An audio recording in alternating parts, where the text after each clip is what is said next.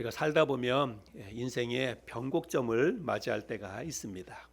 대학에 입학을 한다든가, 아니면 좋은 배우자를 만나서 결혼을 한다든가, 아니면 내 집 마련을 해서 새 집으로 입주를 한다든가, 이런 게 좋은 변곡점을 맞이하지요. 근데 이런 변곡점은 좋은 쪽으로만 있는 것이 아니라 안 좋은 쪽으로도 변곡점을 맞이할 때가 있습니다. 사업에 실패한다든지, 아니면 건강상에 큰 문제가 갑자기 생긴다든지, 이런 외부적인 힘이나 어쩔 수 없는 상황 때문에 생기는 변곡점은 어쩔 수 없습니다. 우리의 힘과 또 우리의 노력으로 달라지지 않기 때문에 그렇습니다. 잘 대처하고 또 그런 상황 속에서 잘 적응해 나가는 것이 우리의 과제라고 할 수 있습니다. 근데 그런가 하면 내 스스로 어떤 변곡점을 만들어 나가는 그런 일도 있습니다. 그래서 이대로는 안 되겠다, 그냥 이렇게 살아서는 안 되겠다, 이런 마음이 들고, 그런 마음의 각오와 결단을 가지고 새롭게 자기 인생에 대해서 한번 새로운 일에 도전을 해본다든지, 새로운 어떤 변화에 어떤 그 도전을 하는 것이지요. 저는 우리 교회 창립 15주년을 맞이하면서 그리스도인으로서 또 한 교회를 책임지고 있는 담임 목사로서 이대로는 안 되겠다, 이런 생각이 좀 들었습니다. 그래서 앞으로 남은 그 사역 기간 동안 한 10년 이상, 10년 정도 사역을 할 때 내가 어떤 마음으로 사역을 해야 될까, 이런 생각들을 하면서 많은 생각들을 정리를 좀 해보게 됐습니다. 그래서 제가 지지난주에 이제 말씀을 드렸는데, 삶을 변화시키는 미라클 30 프로젝트를 이제 시작을 해야 되겠다, 그렇게 말씀을 전했지요. 근데 이것은 우리 교회를 위한, 또 여러분들을 위한 이런 프로젝트이고, 우리 교회가 함께 이 프로젝트를 하자라고 선언하기도 했지만, 개인적으로 보면 제 자신을 위한 그런 프로젝트이기도 하고 그렇습니다. 내 자신이 이대로 살아서는 안 되겠다, 이런 생각을 하고 나부터 이제 좀 뭔가 변화가 필요하다, 나부터 새로운 변화에 그 도전을 해야 되겠다, 이런 마음을 가지고 이런 프로젝트를 생각하게 되었습니다. 삶을 변화시키는 미라클 30 프로젝트는 그 핵심은 하나님의 말씀입니다. 하나님의 말씀. 하나님의 말씀이 내 삶에 획기적인 변화를 일으킬 것이다, 저는 그런 확신을 합니다. 그래서 내 개인의 신앙뿐만이 아니라 우리 교회의 부흥도 결국은 하나님의 말씀을 내가 어떻게 대하느냐에 따라서 달라진다, 이런 생각을 가지고 이런 프로젝트를 시작을 하게 되었습니다. 오늘 우리가 시편 119편 말씀을 읽었는데, 이 시편 119편은 시편 가운데 가장 긴 장이죠. 여러분, 시편 119편이 몇 절까지 되어 있나요? 176절까지 되어 있습니다. 176절. 그래서 이 시편 119편은 앉아서 읽는 데만 또 몇 분 걸립니다. 그래서 굉장히 긴 내용인데 시편 119편은 그냥 한마디로 축약하면 하나님의 말씀이에요. 주의 말씀. 그래서 주의 말씀은 이렇다 저렇다 쭉 이야기하고, 나는 주의 말씀을 이렇게 할 것입니다, 이런 다짐과 고백. 그래서 시편 기자가 주의 말씀이 자신의 삶에 어떤 의미인지 그것을 쭉 고백하고, 그리고 앞으로 나는 이 주의 말씀을 어떻게 하겠습니다, 이런 다짐과 각오와 결단과 맹세와 이런 것들을 쭉 담고 있는 것이 바로 이 시편 119편입니다. 근데 아마 시편 119편을 관심을 갖고 읽어보신 분들은 아마 발견했을지도 모르는데, 여러분, 시편 119편을 쭉 읽어가다가 보면 군데군데 동그라미가 쳐져 있어요. 동그라미가. 여러분 성경을 한번 보세요. 동그라미가 중간중간에 표시가 되어 있죠. 이게 왜 표시가 되어 있을까요? 그냥 아무 의미 없이 되어 있는 건 없어요. 뭔가 의미가 있기 때문에 다른 데는 없지만 여기에는 동그라미가 이렇게 쳐져 있습니다. 그런데 그 동그라미가 몇 절마다 한 번씩 나오느냐, 여러분 잘 보면 8절마다 한 번씩 동그라미가 쳐져 있습니다. 8절마다 하나씩 동그라미가 쳐 있습니다. 그것은 왜 그런가 하면, 이 시편 말씀을 포함해서 구약 성경은 다 히브리 말로 기록되어 있잖아요. 근데 영어에도 알파벳이 있듯이 영어의 알파벳은 26개지요. 근데 히브리어에도 알파벳이 있어요. 히브리어의 알파벳은 22개입니다. 히브리어 알파벳 22개. 우리 그림을 한번 좀 보여줘 보실까요?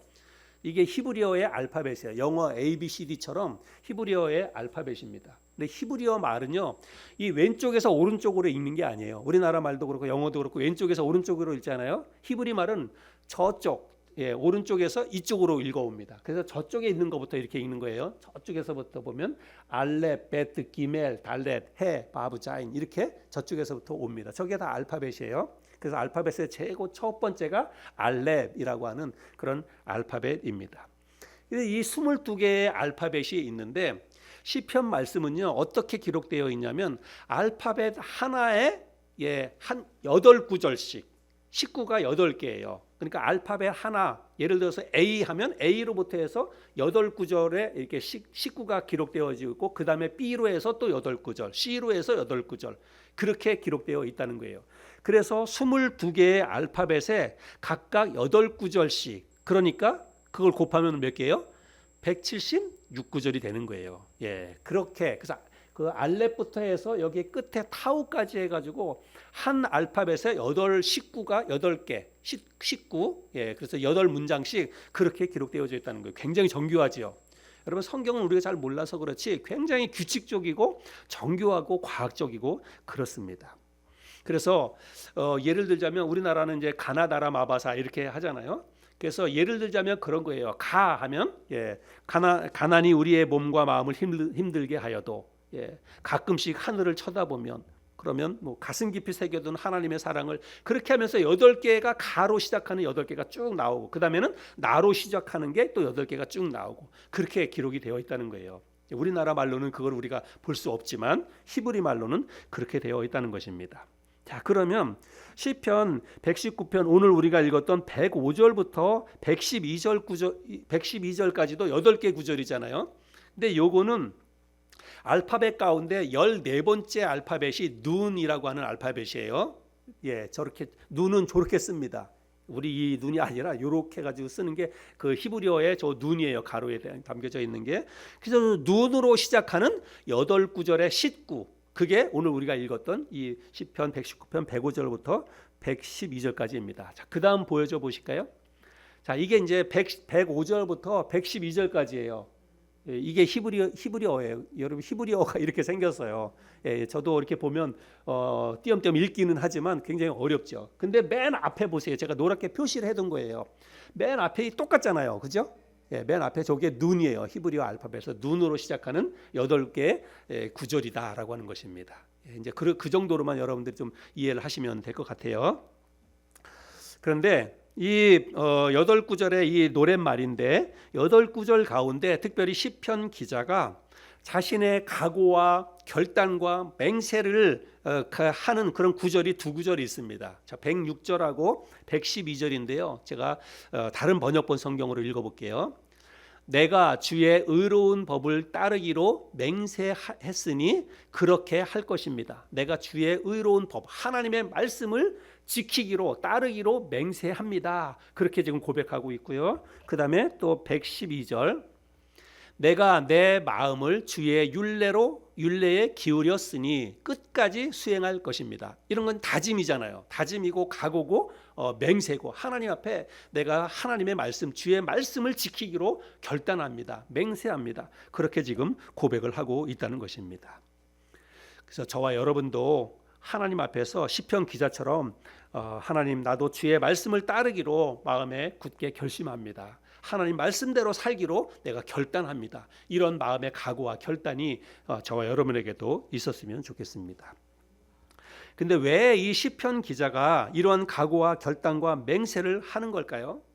시편 기자가 왜 내가 하나님의 말씀을 지키기로 내가 결심합니다, 각오합니다, 맹세합니다 이렇게 하느냐면, 자신이 하나님의 말씀을 지키고 따르겠다고 고백하지만 사실은 이 시편 기자는 하나님의 말씀이 나를 지킨다, 내가 하나님의 말씀을 지키겠다고 고백하지만 사실은 하나님의 말씀이 나를 지켜줍니다.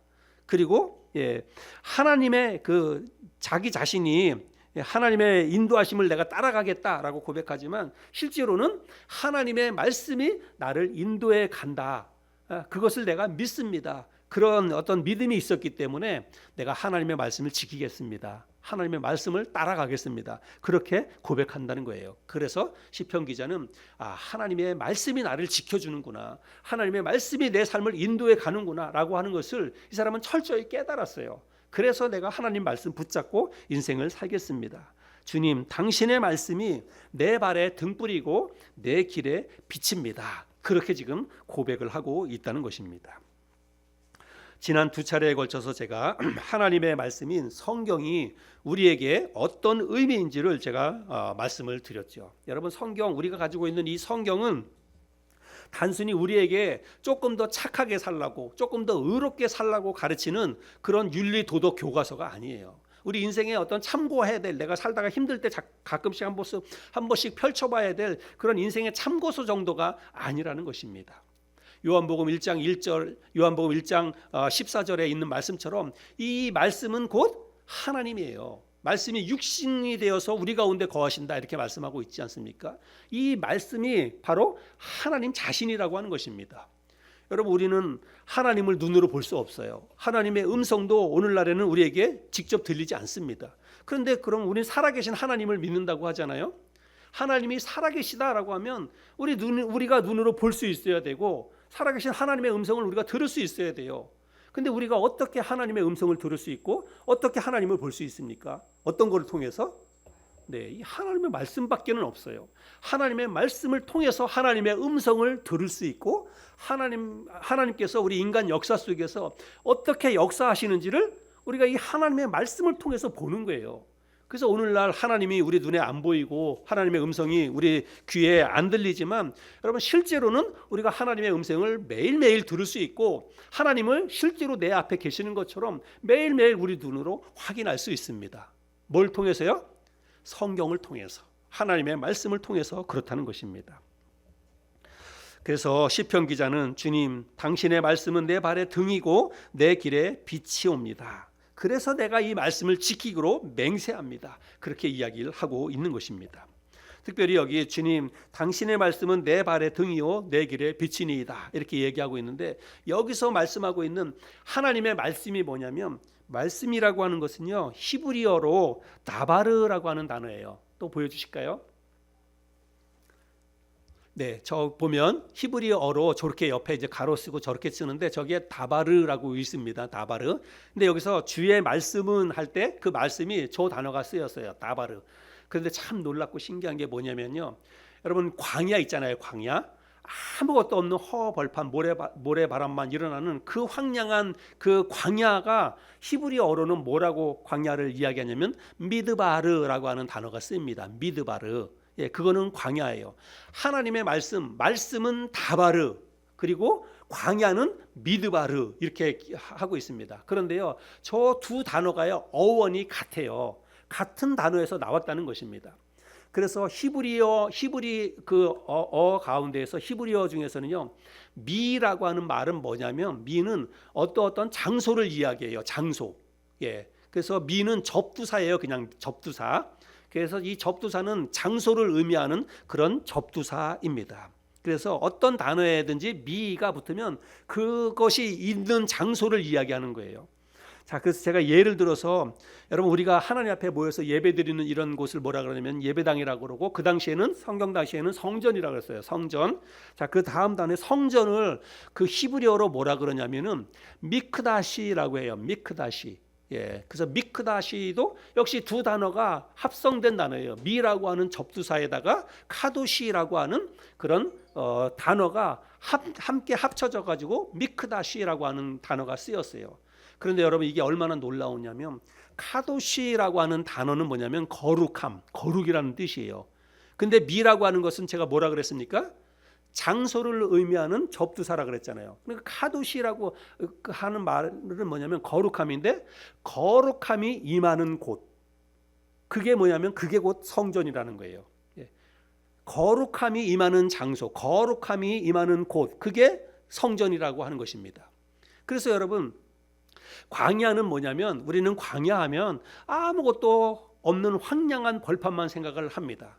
그리고 정말 사람이 살 수 없는 곳, 그것이 바로 광야예요. 미드바르, 광야라고 생각을 합니다.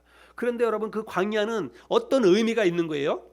그 광야는 다바르, 말씀이 임하는 곳이라는 거예요. 말씀이 임하는 곳, 그게 바로 광야입니다.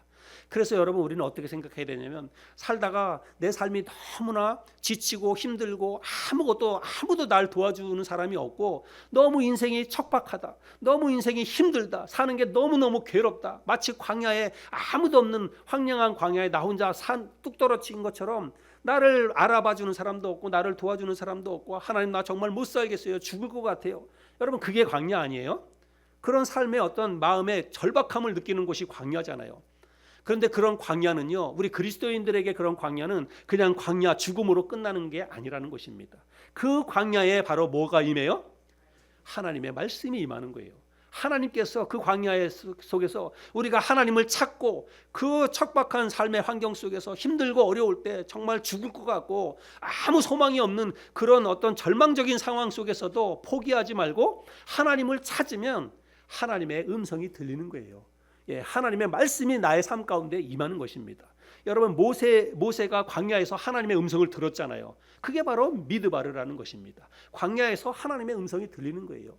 모세에게뿐만이 아니라 오늘날 저와 여러분의 삶에도 하나님이 그렇게 역사하시는 거예요. 우리가 너무 힘들고 괴롭고 어려울 때 아무도 나를 도와줄 사람이 없고 정말 하나님 나 절망적입니다, 나 이제 못 살 것 같아요, 죽을 것 같아요. 여러분, 그래도 우리 그리스도인들은 그런 절망적인 상황에서도 포기하지 말아야 되고 하나님을 찾아야 됩니다. 하나님을 찾고 하나님 앞에 눈물로 나가서 기도하면 하나님의 말씀이 들리는 거예요. 광야 속에서 하나님의 음성이 우리에게 들릴 줄로 믿습니다. 여러분, 삶이 고달프고 힘들 때, 여러분 정말 힘들 때 하나님을 찾으시기 바랍니다.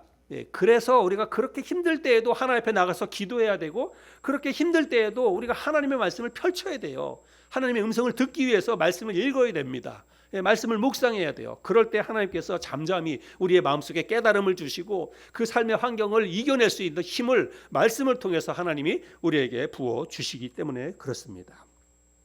그리고 이 다바르라고 하는 것은요, 이 단어는 말씀만 의미하지 않고 또 어떤 의미가 있냐면, 들에서 목자들이 양떼를 치는 일을 하잖아요. 그 양을 치는 일, 그것도 이 히브리 사람들은 뭐라고 불렀냐면 다바르 이렇게 불렀어요. 양을 치는 일도 다바르라고 했습니다. 여러분, 이거 제가 꾸며낸 얘기가 아니라 그 히브리어 사전에 나와 있는 의미를 그대로 이야기하는 거예요. 그래서 이 다바르라고 하는 것은 말씀이라고 하는 그런 의미도 있지만, 목자가 양떼를 치는 일, 그것도 다바르라고 이렇게 표현을 했다라고 하는 것입니다. 근데 여러분, 광야에 있는 이 양떼들은요, 오직 목자의 인도하심, 목자의 음성을 들어야 돼요.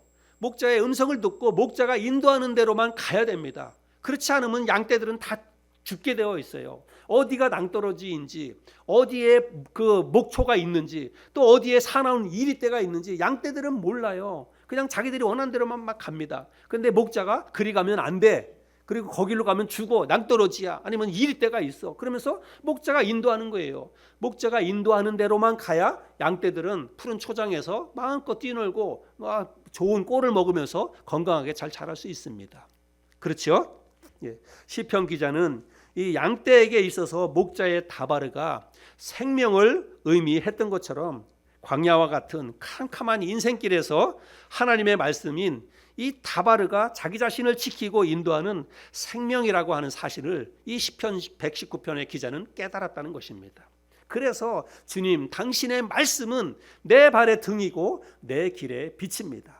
당신의 말씀이 내 삶을 인도해 갑니다. 나를 그 생명의 길로 인도해 갑니다. 그래서 내가 그 말씀을 굳게 붙잡고 나는 평생을 살겠습니다. 지금도 그렇게 살아왔지만 앞으로도 나는 이 말씀 놓지 않고 이 말씀 굳게 지키고 살아가겠습니다. 이렇게 지금 다짐하고 각오하고 결단을 하고 있다는 것입니다. 저와 여러분도 그래야 될 줄로 믿습니다. 우리도 정말 광야와 같은 인생을 살고 있지 않습니까? 내가 내 힘대로 살아간다고 하지만, 여러분, 내가 내 노력으로 내 힘대로 되는 게 더 많아요, 안 되는 게 더 많습니까? 안 되는 게 훨씬 많잖아요. 내 노력과 내 힘으로 산다 그러면 우리는 하나님 의지할 필요 없습니다. 그런데 한번 살아보니까 안 되는 게 훨씬 많잖아요. 내 뜻대로 안 되고 내 노력대로 안 되는 게 얼마나 많습니까? 그래서 우리에게 하나님의 인도하심이 필요한 거예요. 하나님의 도우심이 필요하고, 그래서 내가 삶 가운데 하나님을 주로 고백하면서 하나님의 인도하심을 바라며 우리가 기도하고 그렇게 따라가는 거 아닙니까? 하나님의 말씀인 성경에 대해서 우리가 어떤 마음을 갖고 있느냐, 어떤 믿음을 갖고 있느냐에 따라서 우리의 삶도 달라지고요, 우리의 믿음도 달라집니다. 제가 여러 차례 지금 이야기하고 있지 않습니까? 여러분, 성경 말씀, 하나님의 말씀인 성경을 우리가 내가 어떻게 여기고 있느냐, 그리고 어떻게 대하고 있느냐에 따라서 우리 인생이 달라진다니까요. 내 삶이 달라지고, 내 믿음이 달라지고, 우리의 인생이 달라지고, 가정도 달라지고요, 교회도 달라지고, 그렇게 달라진다고 저는 믿습니다. 성경은 이 땅에 있는 모든 사람의 인생 내비게이션이다, 저는 그렇게 생각을 합니다. 인생의 참된 의미와 목적이 무엇인지를 우리에게 가르쳐주고, 우리가 어디에 소망을 두고 살아가야 하는지를 가르쳐주는 게 바로 하나님의 말씀입니다. 그래서 하나님의 말씀은 우리 모든 사람들의 인생 내비게이션입니다. 근데 여러분, 중요한 건 뭐냐면, 우리 자동차에 아무리 최신 사양의 좋은 내비게이션이 장착되어 있다 할지라도 그 내비게이션이 인도하는 대로, 안내해 주는 대로 따라가지 않으면 아무리 좋은 내비게이션이 있어도 소용없어요. 근데 가끔 그런 사람들이 있습니다. 저도 가끔 그런 적이 있어요. 어떤 길은 꼭 굳이 내비게이션 틀지 않아도 내가 잘 아니까, 내가 훤히 다니던 길이니까 그냥 내비게이션 키지 않고 그냥 내가 알아서 갑니다. 근데 가다 보면 차가 이상하게, 다른 날은 괜찮았는데 이상하게 막힐 때가 있어요. 뭐 공사를 하든지 사고가 났든지 막힐 때가 있습니다. 근데 여러분, 나는 그걸 모르잖아요. 모르니까 내가 그 길로 들어섰잖아요. 근데 공중에 있는 위성에서 볼 때는 어디가 막혔는지, 어디가 사고가 났는지 다 위성에서는 다 보이는 거예요. 그러니까 내비게이션이 순간적으로 그 길로 가지 말고 돌아가라고 위의 길을 안내주고 그러는 겁니다. 그런데도 그냥 자기 경험으로 내 인생 내가 살아봤으니까 나는 내 방식대로 살 거야 하면서 자기 인생 자기가 운전해서 가는 거예요. 가다 보니까 길이 막히고, 가다 보니까 꼬이고 힘들어지고, 그런 걸 우리가 얼마나 많이 경험을 합니까? 경험이나 감만 믿고 내비게이션의 안내를 무시하고 우리가 가다가 약속 시간에 늦기도 하고, 또 괜히 엄한 길에 멈춰서 가서 한동안 고생하고, 그런 것들이 우리의 삶 가운데 얼마나 많이 있는지 모릅니다. 최신식의 좋은 내비게이션이 차에 장착이 되어 있으면 그냥 그거 믿고 따라가면 돼요. 그 안내해 주는 대로 따라가면 가장 좋은 길로, 가장 빠른 길로 내비게이션이 다 안내해 줍니다. 그러니까 그걸 믿고 그냥 우리 편안하게 그냥 걱정하지 말고 따라가면 되는데, 우리는 가끔 가다가 내가 더 잘났다고 생각하고 내 경험과 내 생각을 의지해서 그렇게 결단할 때가 많이 있다는 것이죠. 어느 날 한 맹인이 등불을 켜서 들고 밤길을 나섭니다. 맹인이. 근데 맹인이 자기가 앞을 안 보니까 뭐 등불을 들고 갈 이유는 없지요. 근데 맹인이 등불을 켜고 그걸 들고 가는 이유는 뭐냐면, 캄캄한 밤에 자기는 앞을 볼 수 없지만 마주 오는 사람이 자기가 들고 가는 그 등불을 보고 자기를 좀 피해 가라고 그렇게 등불을 켜고 가는 거예요. 그래서 한참을 가다 보는데, 한참을 가다가 갑자기 어떤 사람하고 쾅 부딪혔어요. 그러니까 맹인이 갑자기 화가 버럭 났습니다. 아니, 도대체 당신이 눈을 감고 다니느냐고, 나는 맹인이라서 앞을 못 보는데 당신은 내가 들고 가는 이 등불도 못 보냐고, 왜 나한테 와서 이렇게 부딪히냐고 버럭 화를 냈죠. 그러니까 그제서야 맹인에게 부딪혔던 사람이 그 사람의 손에 등불이 들려 있는 것을 이제 본 거예요. 그래서 근데 그 사람이 맹인에게 뭐라고 얘기하냐면, 선생님, 당신 손에 그 등불이 지금 꺼져 있는데 내가 당신을 어떻게 볼 수 있습니까? 꺼진 등불을 들고 가는데 내가 당신을 어떻게 볼 수 있습니까? 그래서 내가 당신을 보지 못해서 부딪혔습니다. 죄송합니다. 이렇게 이야기를 하고 갔다는 것입니다. 이 맹인은 집을 나설 때는 등불을 켜고 갔지만 중간에 그 등불이 꺼진 것을 모르는 거예요. 그러니까 버럭 다른 사람에게 화를 낸 것이죠. 아무리 좋은 인생 내비게이션인 이 성경이 우리 손에 들려 있더라도, 여러분, 우리가 말씀을 읽지 않으면, 그 말씀을 읽고 묵상하고 또 말씀을 배우지 않으면, 아무리 좋은 말씀, 아무리 우리의 인생을 송두리째 바꿔놓을 그런 축복의 말씀이 우리에게 있다 할지라도 그 말씀은 내 삶에 전혀 영향을 미치지 못합니다. 내 삶을 전혀 바꿔놓지 못합니다. 말씀을 읽고 말씀을 공부하고 말씀을 묵상하지 않으면 우리 삶에는 아무 일도 일어나지 않는 것입니다. 제가 지난주에 하용조 목사님, 고인이 되신 하용조 목사님 말씀을 제가 드렸죠. 내가 착한 사람, 위대한 사람 옆에 있다고 해서 나도 덩달아 착한 사람, 덩달아 위대한 사람이 되는 것은 아니다. 배부른 사람 옆에 있다고 해서 내 배가 자동적으로 배가 부르는 것은 아니다. 그리스도인들은 열심히 하나님의 말씀을 읽고 공부하고 배워야 한다. 여러분, 그래야 된다는 것입니다. 아무리 좋은 말씀이 있어도요, 여러분, 내가 먹지 않으면, 내가 읽지 않으면 나하고는 아무 상관이 없는 거예요. 내 옆에 아무리 위대한 사람이 있고 배부른 사람이 있어도 그건 그 사람이지. 내가 열심히 공부하고 노력을 해야지. 또 내가 열심히 숟가락질을 해야 내 배가 부른 것이죠. 배부른 사람 옆에 있다고 내 배가 가만히 있어도 부른가요? 아니잖아요. 그죠? 여러분, 좋은 하나님의 말씀이 있어도요, 내가 말씀을 읽고 내가 말씀을 듣고 내가 말씀을 공부하고 그런 노력을 하지 않으면 여러분, 그 말씀은 나에게 어떤 영향력도 미칠 수 없다는 사실입니다. 제가 지난주에 삶을 변화시키는 미라클 30 프로젝트를 말씀을 드리고 우리가 4월 1일부터 한번 시작해 봅시다 라고 말씀을 드렸죠. 성경 30분, 매일 성경 30분씩 읽읍시다. 그리고 일주일에 한 번씩 30분씩 성경 공부하고 1년에 39절 성경 암송 해봅시다. 우리 삶이 분명히 달라질 것입니다. 제가 그렇게 말씀을 드렸죠. 그래서 일주일에 한 번씩 성경 공부하는 거는 우리가 주일날 교회 와서 하면 되는 거고, 그 다음에 1년에 39절 성경 암송하는 것도 여러분 이제 이거는 뭐 시간이 많이 있으니까 천천히 하시면 돼요. 그런데 매일매일 성경 30분씩 읽는 거는 제가 4월 1일부터 한번 해보자 그랬는데 혹시 해보신 분? 네, 권사님. 그래도 많이 하셨네요. 절반 이상 다. 너무 좋습니다. 진짜 저도 주일날 그렇게 이야기하고 4월 30일 날 이야기하고 그 다음 월요일이 3월 31일인데 저는 하루 먼저 시작을 했어요. 그래서 3월 31일부터 제 아내랑 같이 저녁 때 당신하고 나하고 우리가 뭐 평소에 같이 개인적으로도 성경도 하지만 같이 합시다. 같이 하는 게 좋으니까. 그래서 그 식탁에 앉아가지고 같이 기도하고 잠깐 기도하고 성경을 펼쳐서 저희는 이제 어떻게 했냐면 제가 한 장을 읽으면 제가 먼저 한 장을 읽으면 저희는 신약 성경부터 읽었는데 마태복음 제가 1장 읽으면 집사람이 이어서 2장 읽고 제가 3장 읽고 집사람이 4장 읽고 소리내서 그게 성경을 읽었습니다. 그래서 30분 읽자 그랬는데 읽다가 보니까 뭐 한 40분 될 때도 있고 어떤 때는 1시간 읽기도 하고 그렇게 성경을 읽었습니다. 그리고 성경 읽기 끝나고 나면 우리 교회 성도님들 한 3-4분 정도 매일같이 3-4분 정도 돌아가면서 성도들을 위해서 기도하고 그렇게 일주일을 그렇게 보냈어요. 제 마음이 얼마나 좋은지 몰라요. 진짜로 이게 저는 마음에 확신이 드는 게 뭐냐면 우리가 이게 이제부터 시작해가지고 이게 습관이 되면 진짜 그리스도인으로서 이게 습관이 되어서 매일매일 그게 이제 자기가 정해진 시간에 하는 게 가장 좋긴 한데 만약에 안 되더라도 적어도 하루에 30분 내가 성경을 읽는 거예요. 성경을 읽을 때 잘 이해되지 않고 깨닫지 못하고 뭐 특별 교훈이 없고 그럴 수도 있어요. 그런데 여러분 이 성경이 뭐라고요? 성경이 곧 하나님이에요. 내가 매일매일 하나님을 얼굴을 내가 오늘 하나님 만나야지. 하나님 얼굴 배워야지. 하나님 앞에 나가야지. 그런 마음을 가지고 성경을 피는 거예요. 그래서 성경 말씀을 읽으면서 나는 이 시간에 하나님을 만나는 시간이다. 이 시간 내가 하나님과 함께 이야기하는 시간이다 라고 하면서 성경을 피는 거예요. 그리고서 말씀을 읽는 것입니다.